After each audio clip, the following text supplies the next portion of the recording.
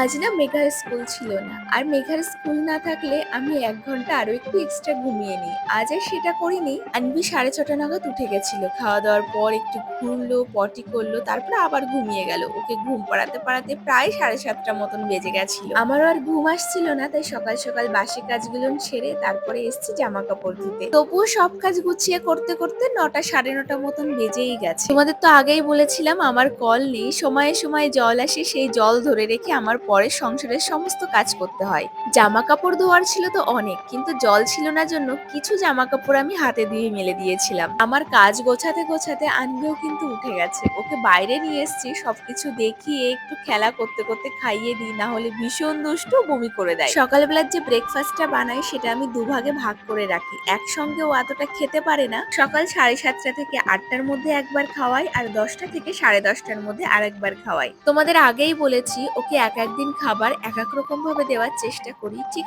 আজকে দিয়েছিলাম মুড়ি, দুধ, সঙ্গে ড্রাই ফ্রুটস, একটু মাখানা পাউডার। মুড়িটাকে আগের থেকে আমি ব্লেন্ড করে নিয়েছিলাম যাতে বাচ্চার খেতে সুবিধা হয়। এটা কিন্তু খুবই হেলদি আর টেস্টি রেসিপি। চাইলে তোমরাও কিন্তু একবার বাচ্চাকে দিয়ে দেখতে পারো। পিয়ালিস ব্লগ থেকে পিয়ালি বোন জিজ্ঞাসা করেছো, দিদি তুমি মেয়েকে কমাস থেকে ফর্মুলা মিল্ক দাও। আনভির জন্মের পরে প্রথম যে দুধটা খেয়েছিল সেটা কিন্তু ফর্মুলা মিল্ক। তো ও প্রথম দিন থেকেই ফর্মুলা মিল্ক খায়। আমার সি সেকশনের মোটামুটি ৭ থেকে ৮ দিন পরের থেকেই আমার সমস্ত কাজ নিজেরই করতে হয়েছিল বেশিরভাগ।